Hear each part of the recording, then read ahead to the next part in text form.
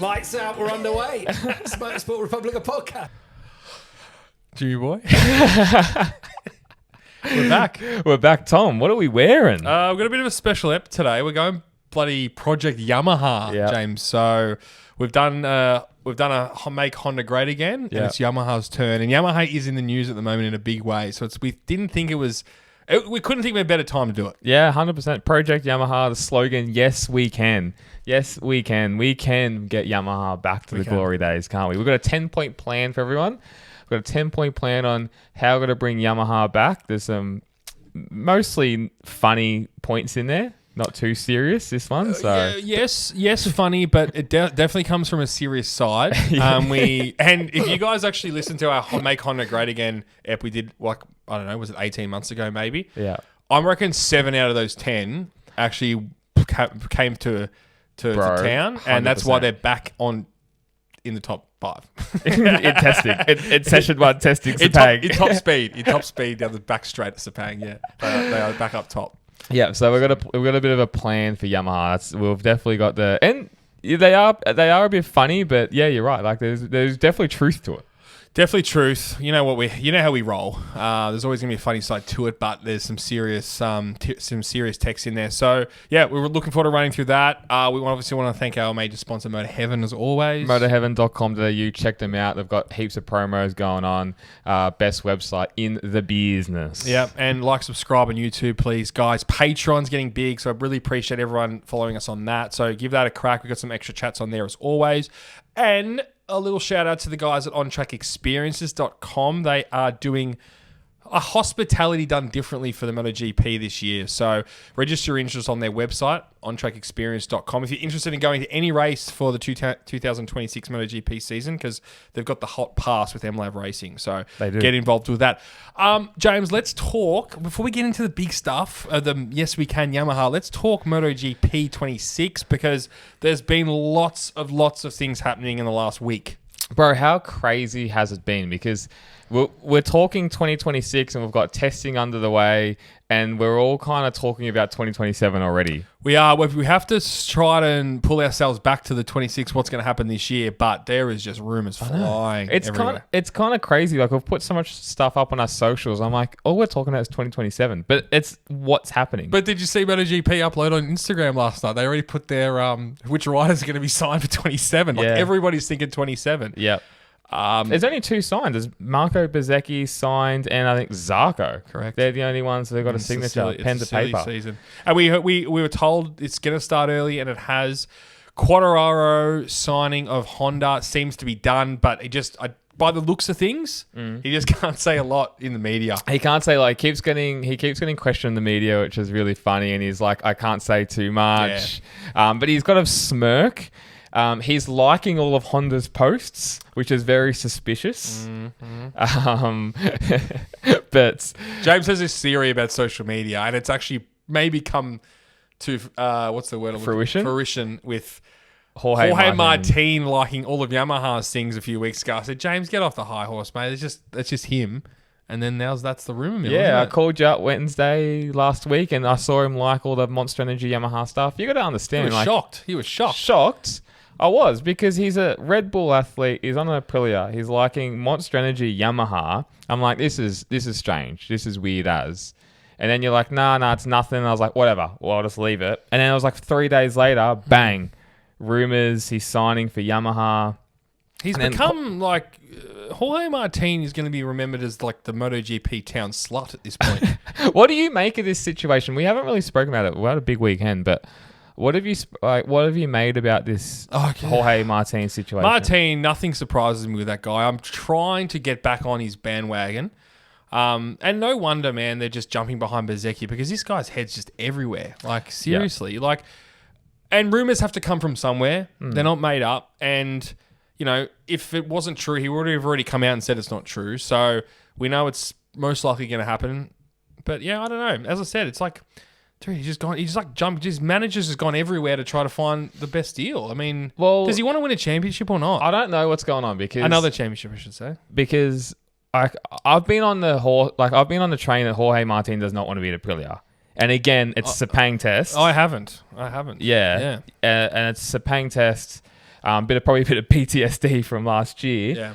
Yeah. And then it's all these rumors are already coming out that he's signed for Yamaha, whatever it is, domino effect, Quartararo going to Honda. But people, we spoke to Jack Appleyard and everything about the relationship between Jorge Martin and Aprilia, and I just don't think it's going to be that great. Like, you've got Yamaha now in the news with him linked, and then if you draw parallels to Quartararo and Yamaha, like, they've done their dash together. Yeah. They've won a title. They've done their dash. Quartararo has been very open and honest in the public for the past couple of years now, saying if this bike isn't it, then I'm jumping ship. And he hasn't deviated from that. And the bike obviously isn't going to be it. Like, we know that. And Honda's throwing him 15 million euros, whatever it is. They're going into new regs, which is awesome. And I guess it's a gamble on wherever you go. It's a very hard time to change teams. And hey, maybe it will work for Jorge Martin as well. But I just think it's not like, Aprilia might not want to re-sign him anyway. So maybe he's already been told that. It's exciting. It's exciting times for. We've got to look at this as glass half full situation. Like, for Yamaha, they could have a team next year that's going to have Martin and Toprak in it. I mean, what a superstar lineup when you think of it like that.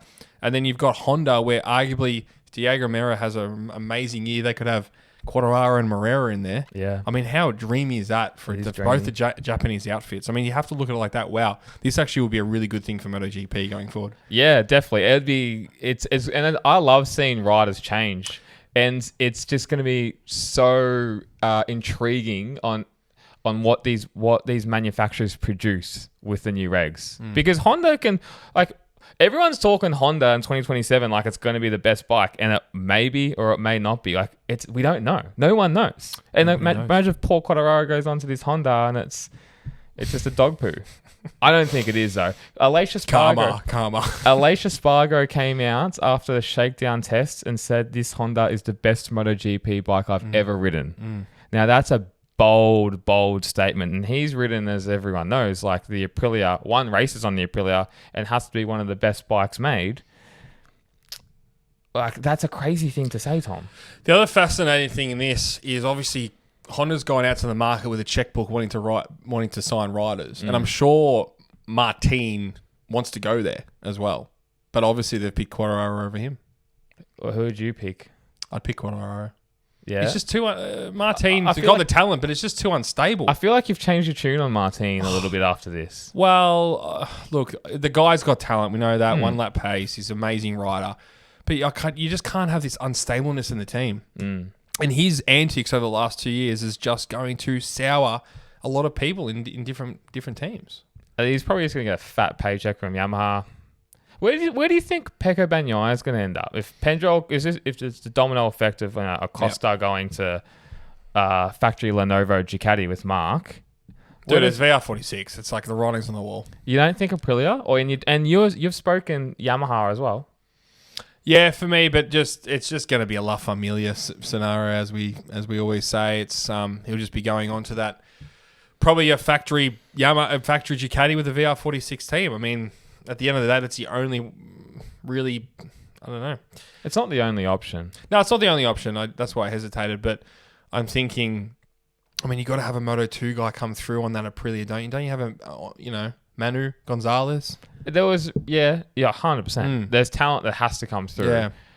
And there's also been those rumors that have quietened down that VR46 would move to Aprilia for full factory backing. Which is Rossi came out and said we'll most likely be staying with Ducati.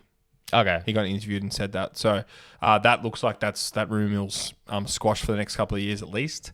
So, yeah, again, for me, it's that could be another reason why Bagnaia stays with that stays in the Ducati camp. Yeah. I mean, we see it as going backwards. Don't get me wrong. We see that as going backwards. For Pecco. 100% we do. But in saying that, I mean, he's going to have still a fast bike. He's going to have a comfortable team around him. So, and I'm guessing Rossi will want him there as well. I guess one other aspect though is he goes to Aprilia. It's an Italian team. He's got his mate Bez. Yeah. Like, that's a good lineup. Oh, it's a great lineup. That's a really good lineup. If he marries the bike, we'll get onto that with Bez later. But if he, the thing is, this guy finical with the bike. I mean, he's fast in testing, which was probably not a surprise to us, but things have to be right. Yeah. It's such a big risk for him to go to a whole new manufacturer because the bike might never be right. Where he seems like he's going to be a bit more comfortable this year on this Duke. Yeah, well, bro, who knows? And that's all he knows. He's only ridden a Ducati his whole career. That's true. It's going to be... I'm so excited for it. And this are rumours, bro. The rumours are just being crazy. I feel like every time we wake up or it's in the middle of the night, something happens. There's always a bombshell that hits. Yeah, and the other thing is, James, you got to remember, Rossi came out in that same interview a couple of weeks ago and said we'll probably most likely have 2 new riders for next year. Yep. Where else do you go? Where else are you thinking? Because I know that's such a shuffle of riders. Like, where does Franco go? Where does Digia go? Digia on Aprilia. Yeah, but like the Aprilia is such a good bike now. Is he a full factory rider? I don't know if he is. Aprilia should be able to pick and choose, not the other way around. Yeah, that's what exactly right. And then that's the other thing. Do you put a rookie on that factory bike? Probably not. You put him in a Trackhouse or something along the lines of that. But Trackhouse are also rumoring to leave Aprilia. So it's all happening here. I know. And we'll keep it here. We'll keep you up close to all the action throughout the year. But it is going to be a silly of silly seasons, which I'm super excited about. And the racing is going to be amazing. I mean, we haven't even talked about that. Like, we haven't even talked about how exciting, Top Rack on the Yamaha and Morera on the Honda, and can Bagnaia come back? Marquez, is he going to win again? There's so many stories to be written this year. Alex Marquez again. Can he back it up? I always forget to talk about him, James. I know. Bezecchi on the Aprilia. What can he do? What can Jorge Martin do? Like, is the Yamaha going to prove, as you said? And then talking about, there's still more rumors coming out, and Alex Marquez has addressed them, of going to full factory KTM, taking Pedro Acosta's seat, or Brad Binder's seat, maybe, which he says, like, he's not scared of, in layman's terms, he's not scared of making the move, I guess. Anything's possible. Anything's possible, going to a full factory outfit is, I get leaving Ducati is a crazy thing to do, but he's on a Cristini Ducati. Now he's on a factory bike this year, so this is his chance. But, to get that factory paycheck from Red Bull KTM is pretty good as well. And, like, again, what a way to turn around as a career. Yes, it's still a massive risk with KTM, though. Who knows isn't the it? future of that? But by the sounds of things, he was probably hoping for that factory ride against, with his brother, but that seems to be taken by the Acosta. What do you think of Acosta and Mark potentially being teammates? Amazing, man. It's going to be incredible. But do you think it's like just a clash of two personalities? We always talk about two alphas in a team and how it kind of doesn't work. Yeah, true. But I think they'll get along. That won't be as, nothing. The rivalry's never near where it was between like a Rossi and a Lorenzo. Not yet. But it won't be, though. Like, this is not like that these days, James. Everyone's snowflakes. You know this. Yeah. Because it's just, you lose too many sponsors and all that sort of thing, I think crazy. You're so right. But I think if there's anyone in the paddock that's going to be like two hard-nosed rivals, it's those two. Because Mark's not going to give an inch and Pedro Acosta's is the same. Like, and then being in an inter-team sanctum, I think just heats it up even more. Like, that's what I would love to see. And I think that's what the sport really needs. You got the young calf and the old bull, two Spanish hotheads. It's like, I don't know, we always think that Liberty Media or Dawn have control over who goes where. It's like the ultimate for them. It's like they've just put those puzzles together and gone, we'll support this. We'll support this, That's my Spanish accent. As they put Pecco Bagnaia out the back door and VR46 Ducati. Not exciting enough. Well, he's not, is he? No, not at the moment. Unless he comes back and starts winning races. Who knows? But he doesn't win exciting. That's his problem. I know.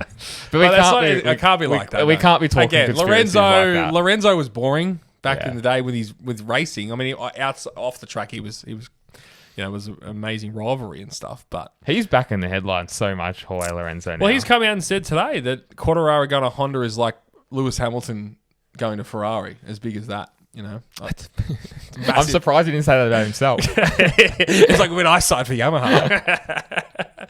It's true, but yeah, it's big. It's big for the sport, and it's exciting because Quartararo deserves a race-winning bike, man. Like, he's got so much talent. So Yeah, exactly right. And I really hope, I think Honda's well on its way. If Aleix Espargaro is a person that would add mayo into things. Yeah. Definitely. Yep.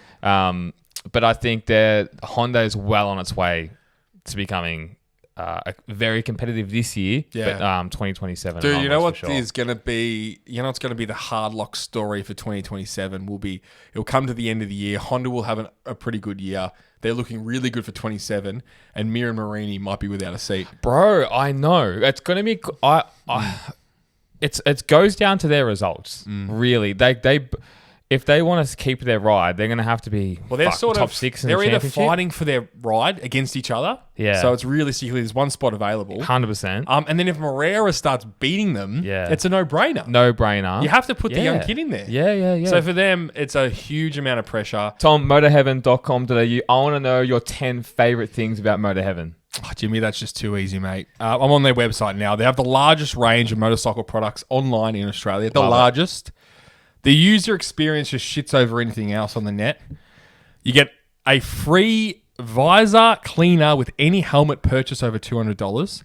Motorheaven next tube with any jacket purchase over $200. God damn. Forget that Qantas points garbage. It's all about the loyalty program at Motorheaven. Motorcycle part finder, local customer support, quick dispatch, as we know, James. Unreal Google reviews. 100,000 customers they've had over the years.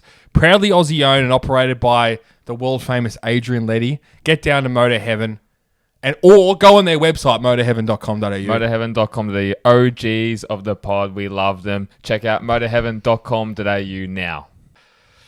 You know, you're gonna have 2 spots available in the LCR team now with the token Asian disappearing. So, I mean, that's a spot for them, but, you know, they're factory riders. They've been factory riders for a long time. So. And they're going to have the checkbook. I've obviously got the checkbook for Quartararo, but they can bring anyone they want in, really. But I've been all for this. Honda needed a superstar. They needed a top 3 rider in their team if they want to win a championship. Yep. So, and they're doing that. Yep. So, again, they listened to our 10-point plan, which we're about to commence for Yamaha. Yeah. Well, and Quartararo is one. I still think he's the second best rider on that grid. So, enough about Honda. It is all about Project Yamaha, Tom. Yes, we can. Yes. That's our slogan for Yamaha. And look, we've done this of Make Honda Great Again. It's actually the original episode of Make Honda Great Again is on our Patreon if anyone wants to re-listen to that. It's an old episode. We will be doing a follow-up on that one as well in the future, going back over our old 10 points. But we are doing the same thing for Yamaha. And we want to... I would like Tom and I to take credit for what Honda's done. Yeah. Because they've actually listened 100%. To a lot of our crazy points. I did. And we're doing the same with Yamaha. We don't want to see them down in the doldrums. It looks like they're losing Quartararo. They've been slow. They've got great riders right now, and like Toprak that's coming through. He's got a couple years, but they need gun riders and they need development. And there's a whole lot of things that they should be doing that I don't think they have been for a long time. We're not going to get too technical into it, but... Well, you just got to look at the last 5 races of the season, and we've got short memories here in Motorsport Republica, as you all know. But they were down in the doldrums. They were the last 4 bikes on the grid for the last 5 races, consistently, probably except for Phillip Bolam when Bagnaia was out the back. But for me, James, take it away. What is our number 1 point for Make Project Yamaha? Yes, we can. The first point... no need to be racist, but we're going to remove the Japanese. Take them away altogether. Yeah, it needs to be a predominantly Euro team. They're slowly doing that. And in that, we should be basing a headquarters in Europe. Makes sense. Well, let's be honest. Let's compare it to Honda. Yeah. When we're watching Honda, say 3 years ago, 4 years ago, completely Japanese team. Then in the last year or so, half European. At least, yeah. Especially once Marquez left, you're right. They've really changed their tact and they've taken European engineers from Suzuki and Ducati, and it's exactly what they need to do. They need to do that. And how the Japanese and the Japanese manufacturers have lost this battle against the Europeans is they're just too slow in development. It's just, I guess... Too conservative. Yeah. Too conservative. I mean, and you say this on the pod all the time. Ducati is there with a 3D printer at every race, trying new parts, that Yamaha looks the same bike for the past 5 years. They're only starting to put these new fairings on, new aero bits on. They should have been on the bike 2 years ago. It's like the V4 engine. Like they got hurried up with the V4 engine and they didn't have aero homologated. But like they were doing development test after development test after development test. Where Ducati, they just fucking as Jack Miller says, they just throw parts on and just see if it works. Yeah, throw shit at the wall and hope it sticks. Yeah. But if you keep throwing enough of it, it sticks. Yeah, Simple as that. That's right. So that's the thing. That's the main first point for us is you have to have some European influence in these teams now, which they are doing. It's amazing that in this era of aero and these high-tech gadgets that are on these bikes that you think the Euros would have mastered them, but just the technical mind they must have. Yeah. I mean, Japan we know is a technical powerhouse, but the conservativeness of the culture really does affect moving forward in a MotoGP team. 100,000,000%. It is very, very true. They make very reliable parts that last a long time, but in motor racing and the modern day MotoGP, it's just quick, try everything, spend. Yeah. And do anything. Like, look at Aprilia. They're a tiny team, you know? Oh, I know. And they're doing amazing things. So, yeah, European headquarters has to be done now. Whereabouts, in Italy or Spain? Is Turkey a European country? I think it's on the spectrum of either. I think it is on halfway, yeah. Yeah, somewhere in... Maybe Italy, maybe next to Ducati. Yeah, just buy the land next to Ducati, build there, buy Mugello. We'll get onto that later. But yeah, these are the things they're going to have to do, try to win a championship. All right, Tom, what's number 2? Number 2 is bring the old goat in. Valentino Rossi can come in to the Yamaha camp, which is already affiliated with. Yeah, already an ambassador. We'll run the team, okay? And it'll be named VR46 Yamaha Factory Racing. A little bit of fluoro yellow on the bike, but a full factory spec Yamaha. What are we thoughts on that? No, I like it. Or at least run the Yamaha project and have the VR46 feeder team there as well. Yep, that's fine. I'm happy with that. You know, you need either of that. You got to bring the old dog in. He knows how to win. He's Mr. Yamaha. I don't know why Yamaha have got the Yamaha ambassador Valentino Rossi, the greatest of all time, to do it. Have his own team riding Ducatis. Yeah, it's crazy. Yeah. It's crazy. It is. It would be a match made in heaven, as we know. Bring Yamaha back to the glory days of when he was racing, as well. So that's it's a great point. It doesn't make any sense. It's not a good look for the brands, and it's like, I don't know, how can I draw parallels to this? It's like Messi, who's a famous Barcelona player, has a son and he plays for Real Madrid. Well, it just doesn't happen. No.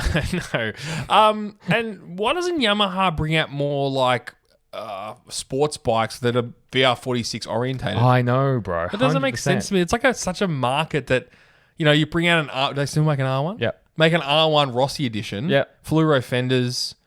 I just don't understand why they can't do that. They bought out like a 1 in 446 in the world or something, and it was an exorbitant amount of money. But they should just make one where you can throw it on a showroom. 55,990 drive away. Like, mate, 32 grand. Yeah. It's a fucking coloured paint. Yeah. On the fairings. Like, what are we doing? They've done it. They don't do it often enough. Remember, there's still a couple Fiat Yamaha R1s, like the old one, floating around.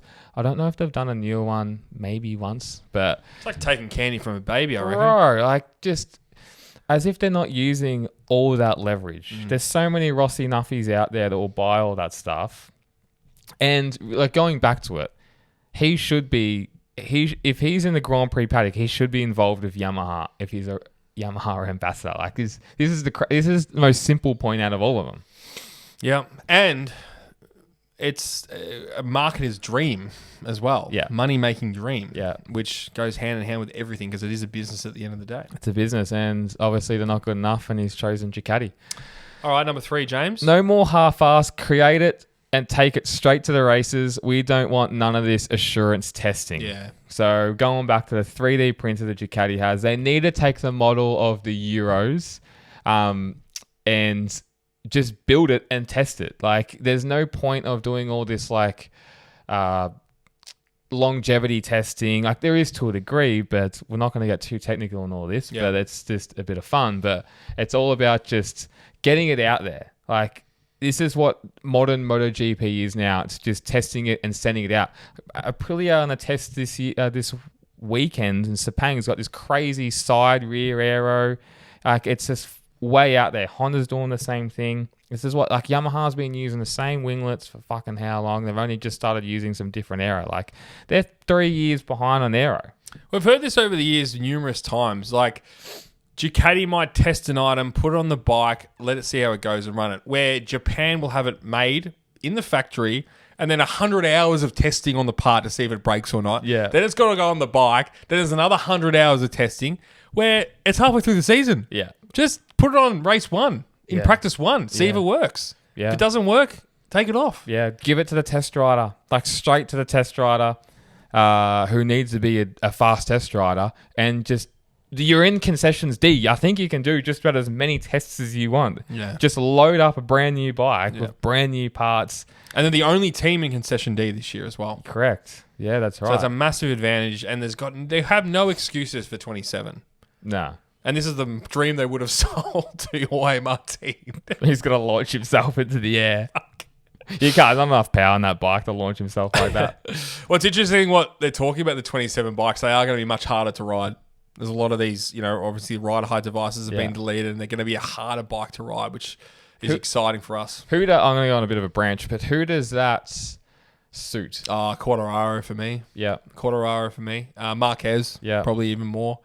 Well, Marquez is probably the last rider on that grid where he started in 2013, which is kind of just in that technological boom of traction control and a seamless gearbox and everything like that, where the riders that came in 2017, 18, 19 is such a different motorcycle, where to a degree 2013 and before 2014 was a little bit more analog. Yeah, it's amazing. Some of those riders, wouldn't even know how to fucking shift a gear with the clutch. Yeah, it's amazing. So I'm sure they were doing on their dirt bikes, but full MotoGP spec bike would be pretty impressive. I mean, I think there's two. Just going back to your point, there's two sets of riders in the paddock at the moment.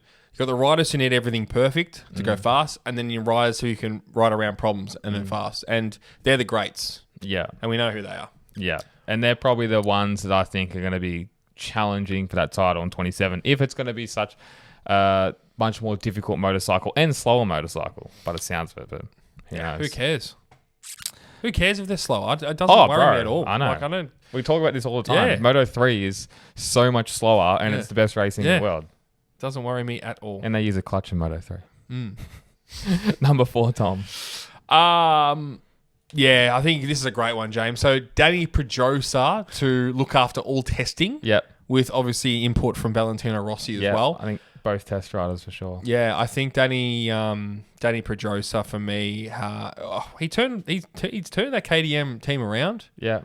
And his input, they said, over the years has been amazing. So yeah, it's something that's it's definitely test riders. I don't know, bro, but even 5 or 6 years ago, we knew about like 2, and now they're like fully fledged factory riders. That they're getting paid good money, and they can have a big influence on the team. Have a massive influence on the team. You look at Michele Pirro. That guy is like the first big test rider. Yeah. He's never really raced Grand Prix motorcycles. It's like a household name for a MotoGP. Bro, I know, for a fan. You always know of Michele Pirro always used to practice one Magello and top it, because he's done so many laps around there. If you're an OG MotoGP fan, you know that. Yeah. You go out and watch practice one Magello. But on that, how was Danny Pedrosa Jerez last year or 2 years ago? Yeah. I mean, the guy finishes 4th, and it was fastest in, I think, the first 2 practices. Yep. Qualifies into Q1. Yep. Dude, amazing. I know, but that's with these test riders. That's what you need. Like, you need someone. Q2, sorry. Yeah, no, that's all right. You need someone who can be as fast as going into Q2. Yeah, amazing. Because that's the only way to test these bikes. You have to ride them at that limit. Yep. You can't be 4 seconds slower. And Yamaha, they had Lorenzo for a bit, which they should have kept after his Honda career. I don't know why they got rid of Jorge Lorenzo. He's a multiple-time world champion, knows how to ride a bike. You know, I don't know if they're not listening to his input or whatever. Like, they had Cal Crutchlow for too long. But again, he could still ride a bike. Like, who's their riders now? Augusto Fernandez is their test rider, which, okay, yeah, like... We don't know maybe. enough. We don't know enough about his talent with testing, but obviously call it a failed MotoGP career. And Dovizioso, who's old, done. Yeah, I think like there's a lot of knowledge there. Yeah, and like I don't think Dovi's one. riding anymore, but yeah, he's definitely. I think he's more of a team manager to a certain extent now. But where they need someone like a Danny Joe who's on the ball, and plus that, like Augusto Fernandez might be doing a great job. But there might not be money backing it either. Where Honda, you can see there's a fucking check put. Yeah. Where that's the thing that, you know, links all this together. Is you just need money, obviously, and like Augusto Fernandez can only test what he can test, but you need someone like a Danny Pedrosa. I don't know why they got rid of Cheeseburger, and obviously Valentino. Get Valentino out there. Cheeseburger probably demanded a bit too much of the contract, I think. Yeah, add a couple of other zeros if you want to keep me. That's what he would have said. Otherwise, he goes back to Abu Dhabi or Dubai, whatever he keeps fucking promoting on Instagram. He's an OG. Speaking of Cheeseburger, number 5, Cheeseburger to run the factory team. We need some pizzazz. Yeah. Okay. Well. Bro, look at Maverick Vinales. Well, hang on. We got to wait till he gets a result. Everyone gets so. No. Mav's number 1. He's on my number 1 for winning the championship. Cheeseburger, we need some pizzazz. He's already given KDM and Mav so much pizzazz. That's the word I'm going to use. He's all over socials. He's got his turtleneck out. He's got the clipboard.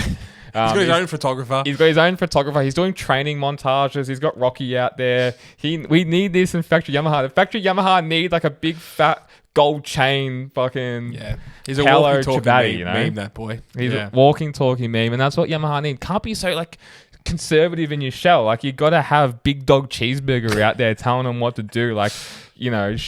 Getting the Instagram reels out, showing everyone how it's done. I want him in pit lane, pep talking all the riders. That's what we need. That should be point number 1, I think, is Cheeseburger. I'm in shock right now. Yeah, clearly. Fucking hell. I'm in absolute shock. I can't breathe. That's why I had to yawn, James. I couldn't breathe. My body went into bloody reflex mode. Good. But that's what I want. Send this to Cheeseburger because we need him at Yamaha. He is the man that puts this all together. We just need some energy. There's no energy in the team. Yeah. All right. Point number 6. We touched on this earlier, but they need to buy a fully fledged MotoGP circuit. Or at least build one. They need something that they can test on, market as their own. Yeah. And have their, build it around your the head office. Bro, 100%. Build around the head office. That'd be cool. Put a big Yamaha fucking building in the middle of it. Yeah. Do something. Yeah. That'd be sick, actually. That would be cool. Build the brand around it. People want to go for Yamaha. People want, fans will love Yamaha. Build a brand from there. A bigger brand than we currently have in MotoGP. Yep. I couldn't agree more. Honda's got Montegi. Do they own Suzuka? Honda? Honda does, yes. Yeah, they do. So they own 2 tracks in Japan. Yep. So they need a fully fledged test track. KTM's got Austria. So that's buying Mugello is like the ultimate baller move. I wonder if all tracks in the world, not including street circuits, are privately owned. Oh, that's a good question. I don't know. Yeah, I mean, I know Silverstone has a governing body, but I wonder if it's government owned. It'd be interesting. A good question for the viewers out there to drop in the comments. I guess if the government owned it, they would probably fuck it up somehow anyway. But I just know it's interesting. It's like with street circuits, obviously the government run that and spend their money to get it organised. But obviously, as we touched on with Phillip Island last week, they have to deal with an owner and rent the circuit off an owner. So interesting. Yeah, it is interesting. I'm sure in Russia, it's owned by the government. Yeah, same in with China, Shanghai. Yeah, I'm sure that's owned by the government. Communism. Yeah, exactly right. But I like that. I like the idea of either building one around their factory in Europe or buying Mugello, which would be fucking sick. Now, James, Yamaha have a very broad spectrum of products and automobiles and all sorts of stuff in the world. What would be your point number 7? Stop making musical instruments. We don't need the recorder. Fuck the piano off. put all the R&D into a V4 engine, So please. close the instruments altogether. Close them off. Yep. What happens if the profit of the instruments are funding the MotoGP team? I don't know anyone that plays instruments. And I know like 3 people, so... So everyone who's in the Yamaha musical instruments company, just go straight to work for the MotoGP team. Simple as that. Into Europe. Yeah, Actually fire them and then hire the Europeans from there. Yeah. Use the money. Good point. Okay. We don't need Jeff from Instruments R Us in Eltham to be helping out. No, okay. No. That's it. Okay. Oh yeah, I definitely think so. I think we need to put all your resources into motorcycles and motorcycle racing. And the funny thing is, obviously, this is all tongue in cheek, so don't come after us. But Yamaha in the street bike and like the road bike scene and dirt bikes, they fucking kill it. They do. They've got like the MT range. Yep. They've got like the R9 has come out. They've obviously got the R1. They've got all like the WR and YZs are fucking killing it. I think they're both reigning champions in the AMA Supercross. Like, so they're there and all that. Like, it's just the Grand Prix prototype stuff is what they struggle with. Yeah. And like the Yamaha's been selling. I used to sell Yamahas, a fuck ton of motorcycles, and they still are. Like, they're still just, they dominate a lot of that. Yamaha as well. Like, if you go to most expos around the world, definitely in Australia, but we've been to a few other ones in like Sepang and Thailand. Yamaha normally have the biggest stand. So like they've got money there to do all that. It's just they just don't put it into the actually developing a motorcycle. It's fast, and this is a problem. Yamaha's been through this as well, Tom. They had Wayne Rainey, who won 3 titles before he had his career-ending incident. Nothing, absolutely nothing, until Valentino Rossi turned that project around and really put that European mind into it. Though, like, they brought Aussies into that team. What flipped that team was Valentino Rossi and his team, which is all Australians and Kiwis that worked with like Mick Doohan, obviously, and Gardner, that changed the culture of that. And, gave him 10, 12 years of success. Before Valentino Rossi came along, there was Max Biaggi that was kind of up and down, but he didn't win a title. I think Olivier Jacques and Alex Barros was racing for them, not doing much. Kind of, I think it was around those riders. No, but you're right. like, they weren't doing anything. Like, they didn't win a race. I don't think they won a race in 2003. Before Rossi came on. I think it was every single race was almost run by a Honda, I believe. Maybe they won one. I'm not too sure. But so they've been in this problem before. They've had this issue before, But unfortunately for Yamaha, is one rider can't just turn it around now. It's not like Valentino Rossi can come on and just turn it around. Not a Jorge Martin. Not a Jorge Martin. It's just the sport's not like that anymore. They already had Quartararo, one of the best riders on the grid. It's just the sport's just evolved. It's from 2004 to 2026. The bikes are so beyond different. You can't fathom it. No, you can't. You can't just turn it around. I mean, new regulations is going to be a big difference. That will help them. That's their lifeline. That's their life. Yeah, it is. If we were having no rule regs changed next year, we'd be going, this is going to be a 3 or 4 year exercise minimum. Oh, there'd be one point in the plan saying we're fucked. Yeah. Close up shop for 4 years and just develop the bike in Europe. The second point will be to sell musical instruments. Continue selling the YZ250s. Oh, that's funny. Number 8, T-Sharp. Yeah, number 8, this is interesting. They have a little bit of this already, but Moto 3, Moto 2 feeder teams. Yep. Obviously to get the best talent as well coming through. Yep. I mean, it's worked so well for KTM over the years. I mean, if they didn't have their feeder teams, they wouldn't have Pedro Acosta riding for them. So, yeah, it's 100% a really big point. Pramac Yamaha have a team in Moto 2. Yep. So, yes, it's definitely something that is very important in the modern day MotoGP. Because you get these kids locked into these contracts as well. You might put them on a 5-year contract, for example. Started in Moto 3. Their mum and dad have mortgaged 6 houses so they can get him there, and then they're presenting them with a check with a 5-year contract. They might go 5 years in Moto 3, or they'd be, into MotoGP. Into MotoGP, and that's what's happening with these young kids. Yeah, Pedro Acosta's one of the best talents on the grid. Brad Binder's been fucked around, I think, by KTM. But he was an amazing talent going into MotoGP. Yeah. But like they've locked in these amazing talents and world champions to ride for their factory teams. Now, there is a rumor going around that Yamaha will supply Moto3 bikes in the next, I don't know, couple of years. I think they want to go to like one bike, one engine, one spec to reduce costs. I'm a massive fan of. I don't know if I'm a massive fan of it, but it's... I just don't like if you're a young talent, but you're on a lesser motorcycle in that category. It should all be the same. It shouldn't be having to be, the fucking Leopard Honda's always the fastest down the straight. I know, and the Hondas are nowhere. Yes, it's exciting. I understand that. It is exciting. But for me, as a young kid, it'd be so frustrating. Yeah. I just wonder, like, it always just seems like there's always just teams that just, I guess they'll have better engineers. Yeah, it's a personnel. Yeah. You're paying for the personnel on those teams. So, like, there'll still be that gap. But, Matt, I guess you're right. But if you're on a Honda, you have no chance, Well, to a degree. At least if you're all on the Yamahas, but you got shit engineers, you say, they might just get it right this weekend. Yeah. But, it's definitely the personnel. I mean, it happens in F3 and F2, where these cars are supposed to be very similar.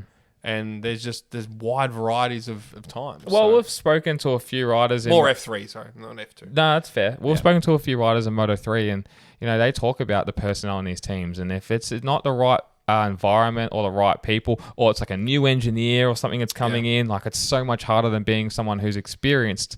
Whoever. So it is an interesting point. And then having Yamaha...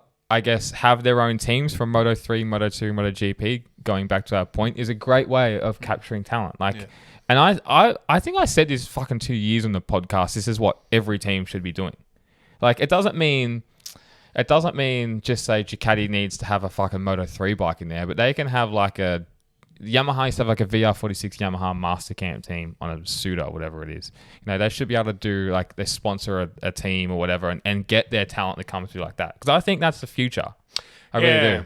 It's interesting. I don't like it, to be honest, but I think I'm guessing Ducati are thinking to themselves, we're almost like the class leading team now. Do we really need to invest all this money on a Moto2 team when if we want a rider, we'll just go out and get the rider? Can you just when you're talking investing, can you just do a Lotus and just sponsor the team? Well, I guess 100% you could. I'm sure there is ways around that. You don't have to, you just use a Suda chassis. It's a controlled engine in Moto2. But is that really achieving anything though? Well, I guess you can just say you've got a Moto3 and a Moto2. Like, you're locking those guys in. Like, you're getting the best of the best. Yeah. Yeah, it's interesting. Same with Yamaha, whatever. Yeah. But I think that's the future of Grand Prix racing. Personally, that's where I think it's going to go, and that's what Yamaha need to do. They need to do something along those lines for sure. Number 9, T Shavs. Well, we've just touched on this. Bring in some youth. Yep. I think they have to make a play for David Alonso, Holgado, these guys that are coming through. We know they're going to be MotoGP bound, so. This is where you have to do maybe an elder gear and just sign them early. Yeah, great call. So just something to just spark interest back into that team. And dude, David Alonso for me is going to be the hot ticket going through this year as well. If he performs well in the first, call it 5-6 races, he's signed. Now, you got to pay him big money. You got to be doing a Honda. You can't be sending out scraps. It takes 2 to tango to sign. So you have to really entice David Alonso to sign for Yamaha. Because Manu Gonzalez turned down Yamaha. Yeah, I know. He end up getting second in the World Championship. So, like, you're either going to be showing results somehow, or you're going to be throwing pay. You know what you have to do? You just have to pay overs. You do. You do, 100%. And... like, these guys that could be a once-a-decade talent. So I think you just have to go with them, sign them for a long-term deal, 5-6 year deal or something crazy like that. Oh, huge. That's just putting the balls on the line, isn't it? Well, you have to do it. That's a scary prospect if you're like a David Alonso. Yes. And you're 2.5 years in, the bike's fucked. Yeah, I know. Cheeseburger's not there anymore. But, James, the problem with these fucking contracts, bro, you just fucking walk away. You just walk away. It's so fucking crazy. crazy. You could literally just take your leathers off, walk into the pit next side you, put a Honda leathers on, start riding, and your team principal's gone, well, I guess it's just what's happening. We just stopped paying him now. Did Marquez walk away from a contract with Honda? Yes. But like That's fair. That's fair because to a degree, but Honda still let him go. They had such a good relationship. They looked after him, and they came to an agreement. There was no bad words in the press whatsoever. I mean, the only one to go against what we're saying is Martin last year tried that and it was blocked. Yeah. So maybe they've come to their senses to a certain extent. Dorner, I'm talking about, and because obviously it sounds like they blocked that deal. Yeah, it does. And then Honda have gone and got Quartararo, and he's going to go to Yamaha. That's karma. That's karma best served ice cold. Yeah. Honda is sharks, man. But it's Marquez has earned the right with Honda because he won 5 world titles or whatever. Yeah, dude. They got to lay out the red carpet. Jorge Martin didn't even fucking start a race. So it's just so different. Yeah, not even a podium. He finished 4th. That was it, wasn't he? You know, so like it's just. What are we talking about? Well, we're going to move on to bring in some youth. That's what we're talking about. Yeah, we're going to go into the last point. James, take it away. Scrap 2026. All chips going to 2027. Quartararo's gone, so who cares? Ideal rider lineup. and we'll give our ideal rider lineup is what I mean. Yes, I totally agree. 2026 is finished. Top Rack's learning year. How's Can on Chew commented on our thing saying that Top Rack will win a race this year? Bro, that's putting such unnecessary pressure on someone. Yeah. Yes, he's gone. Can's just gone fucking boom. Can's gone boom. Can. On the biggest MotoGP podcast in Australia, he's just thrown a fucking bomb our way. Yeah. Will he look like an absolute amazing legend, or will it just be blow up in his face? Oh, he's gonna have ash on his face. He's gonna be ashy. I just don't understand how Yamaha can be even thought about winning a race this year when the V4's done absolutely nothing in the end of last year, and we've pretty much got the same bike. I just don't. They're not going to be in the top 10, guys. I just don't understand this. If Quartararo is not making this bike work, unfortunately, Top Rack is not making this bike work for 2026. It's just how it is. Now, we put out a reel about how everyone's talking Top Rack is gonna fucking win races or whatever, and all the Turkish people came after us, which was really funny.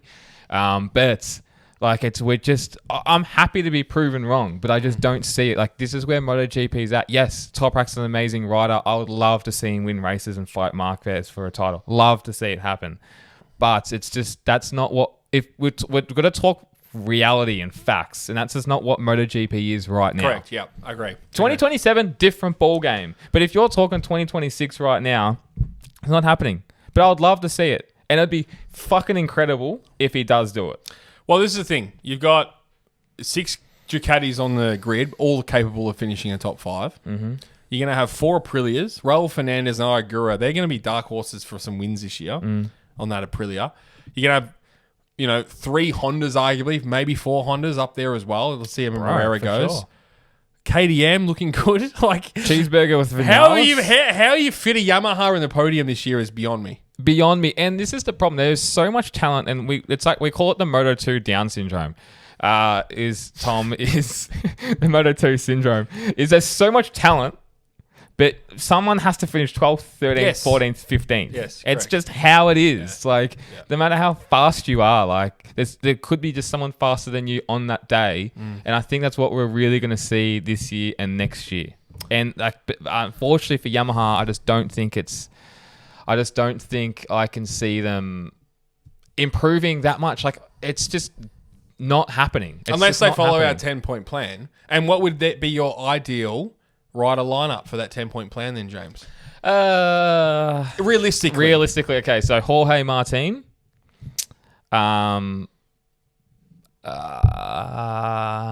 let's go. Pecco Bagnaia, Top Rack, and I'm gonna go at Danny Holgado. Yeah. Wow. That's what I'm gonna go. I agree. totally agree. I mean, I'd probably go for. Would you change Pecco? No. I like. I mean, I like Pecco. I do really like Pecco. Going to Yamaha. I don't know. For me, would you pick Holgado over Alonso? I'm just trying to be realistic. I just don't think Alonso's signing for Yamaha. Yeah, I agree.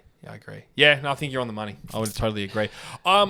Factory backed. All 4 got to be fully factory backed like Honda. You can't be fucking withholding parts. Yeah, 100%. Yeah. And it's the team to do it. Primac's the team to just go all in with. Or VR46. Yeah. Someone, you need to go in all in. You need to just, it's like Lucio and Honda. They're all in. Yeah. They're all in together on it. There's no split. It's the same as KTM. Yeah. That's how it's got to be going forward. Yeah, exactly right. And I think that's a good mix. You've got Jorge Martin is someone who's in his prime. You've got Pecco Bagnaia who's done it. You've got Toprak who's an amazing talent, who's like the wild card, and then you've got the young gun and Holgado or someone coming in. Yeah. You know, I love it. That's a 10-point plan, bro, and then that's what's going to bring Yamaha back to the promised land. This is Project Yamaha. Yes, we can. All right, let's have a listen to these hot takes, James. We sent out a message on Sunday night or whenever it was, asking for some funny and some serious answers on what you, the fans, would do to fix Yamaha. Bro, when I say we've never had this many hot takes come through, it was in the thousands. Yeah, well, a lot of people have opinion on this. Bro. A lot of people have opinion. Couldn't believe it. Yep. My phone was absolutely blowing up. Actually, I literally have to turn all the notifications off. Thank you for everyone that replied. It's amazing. Thanks, guys. Really appreciate it. We tried to just read through most of them, and all of them. There's just so many, but we try to just pick out the best ones, I guess. Yeah, the best ones. Not saying the other ones are good either, but there's some outstanding ones you're about to read out. Yeah, they're all actually quite funny, and there's some crazies in there. And we do read all of them as well. Yeah. We do all There's just fucking thousands. And we do enjoy every single one of them. Yeah. We're blown away. It's amazing. OG pod fan at Jack Giles. First one, he says, is hire Aleix Espargaro. Yeah. Well, he's still going strong, isn't he? He's fucking could be testing master. That's who Yamaha should hire. He's just a bit of a snake in the grass. It'll be too close to Jorge Martin. You just can't have those two dogs next to each other. You've got to keep them close together, though. That's the issue. Because it's got his mind wandering. So you got to keep your enemies close, James. Those two dogs. At Oz_125, I'll give Jorge Lorenzo my kidney to come back. Wow. See, they haven't heard this and they know Cheeseburger needs to be there. Yeah. He's the one that has to bring the pizzazz. Well, he's back in the limelight. Yep. He's back in the center paddock. Yep. With a rider. I love it. That's what we want to see. He's got his foot in the door. Give that man the keys to Yamaha. That's all I'm saying. At Key_Ahu, copy Honda. Yep. Throw money at this project. That's all Honda's doing. They're just throwing money. They've got 2 fucking test teams. At Kaya_VN, hire the Yakuza to take out the Ducati factory. That's a good one. Again, same fella. Scrap any plans for 2026. Focus on 27, 28. Bring in some kind of rider progression from Moto 2, Moto 3. See, these people understand what's going on. At PhilK5077, give it to Vin Diesel and tell him Fabio is family. He's La Familia. _Derek, do you get that? A Fast and Furious reference, yeah. _Derek Hall, make 20 more fucking horsepower. Jesus Christ, they get passed on every straight. Yeah, it was concerning when we were at Malaysia last year and they were bottom of the speed trap when the V4 was supposed to be the fastest. Bottom at the speed trap, and then coming out of it, they couldn't get their ride height device working. It was like straight out. Yeah. But at least we can't beat them down too much. At least they had it there, for fuck's sake. Yep. At least they had it there. At IH79211, bring Rossi on the management. We talked about that again. Yeah, thank you. I don't understand this one, but I wanted to bring this one up. At LJ_Alonso65. Take a black chicken and dance around the entire Yamaha paddock because money ain't work. I hope you understood that. No, God. Is it some rap reference or something? But I just wanted your response on that. At Damo Rounds, bring in Chantra as number 1 and Cal Abraham as rider coach. Oh my god, 2 fucking duds. 2 duds. That's number 1. Funny as Kyle Abraham. Fuck, that is money, wasn't it? Yeah, he ran the team. Yeah. He owns Bruno. Yeah. At Sean Cody, get the cheeseburger back on the bike. I've been saying Damn, it. Cheesy's getting I told back, bro, baby. Telling ya. Love it. Again, same. Sparks _ Leon. Is the yen depreciation hurting Yamaha? Used to be 50% stronger, so you get 50% more development for your cash. Fuck. I knew you'd like that one. Fuck, what a fucking insight that is. Yeah. Because the end's terrible at the moment. Yeah. Wow. Jeez, that's a good one. I love that. I love that. I knew you'd like that. Yeah. Wow, I haven't even thought of that. But it doesn't work. I mean, it hasn't. But Honda's European now, pretty much. So Yeah, they're on the Euro. All right. Also, add to the 10-point plan. Change head office of Yamaha to Monaco. No tax. Oh, smart. Yes. But you to buy land would be fucking expensive. Yeah, Mr. Yamaha live in Monaco. No taxable income at all. So Do you reckon Mr. Yamaha, like head Japanese of Yamaha, would want to live in Monaco because they like sushi train and stuff? well, I mean, there's some premium Japanese restaurants there, so I'm sure he'd be okay. Oh, who wouldn't want to live there? True. I don't think I'd want to live there. Yeah? No. What's going on? I want a bit of land about me. I want to kick a footy or somewhere. I wanted some grass, bro. There's not even grass in that country. Nah, I'm with you. So you just have like a chateau on the water. Yes, something. I need a bit of something. I need something to run around in. You know what I'm saying? Sell your yacht. You sell your yacht in. Dude, that would be like a terrible job being like a turf layer in Monaco. It could be like an old wife's tale or something. Yeah. As bored as a turf layer in Monaco. Be $1 a speck of grass, I reckon, over there. Yes. At Definitely continue taking feedback from test riders and the factory and satellite guys. Deep data analysis. Go into the data. Yeah, I mean, we did. We sort of touched on that with they needed some serious test riders. I mean, Augusto Fernandez. Again, we don't Jury's know. out. I don't know. It's hard. It's hard for me. What were you going to say? Sorry, I cut you off. No. I'm just saying, like, it's the guy was not that fast in MotoGP. So how can we expect him to be an awesome test rider? I'm just putting that out there. Yep. Yeah. No, I'm with you. At Carlos Gamero 24, open the checkbook, get GG to design the bikes, then get Danny and Pole to do the testing. I like that. God, I wonder if there's any chance of getting any of those 3 out of Ducati. Bro, Pole Espargaro is quick enough to be top 10 in the championship at the moment. Oh, yeah. He was quick at the end of last year. Oh, amazing he was. Yeah. And again, that's your test rider. Yeah. Like, that's exactly what you need. Yeah. He's probably their main test rider almost at the moment, how quick he is. And yeah, you need to pinch someone like GG. We didn't even think of that. Yeah, I think Polo Spargo at Portimao got into Q2 as well and had Yeah. a great race. So, yeah. I know, it's wild, huh? It is wild. At Rahil _Rafik _Karishi, retain Fabio at all costs. What? Dan sounded like happening. And then the polar opposite from Muhammad _Maruf 1. Let Quartararo go. Well, international listeners just having polar opposite. That's what we're here We love for. that. And you know what's crazy? Saying that, our biggest listener base is out of the UK now. Wild. Absolutely wild. Jack Appleyard help with that. I guess there's a lot of Poms. There's a lot more Poms than Aussies. At _George.wall, buy a few Ducatis and wax some Yamaha graphics over it. It is only the option. It's the only option at this point. Are we sitting here in 2 years' time saying that about a Honda? Is Honda going to nail these new regulations? Who knows, James? True. Mate, the blue Ducati works. They've already got a Grassini Ducati. It's half for Yamaha. At Frosty.heat, sell more pianos to fund R&D for MotoGP. Well, that was we did the anti of that in the 10-point plan. I like it. He's a bit more glass half full. I like it.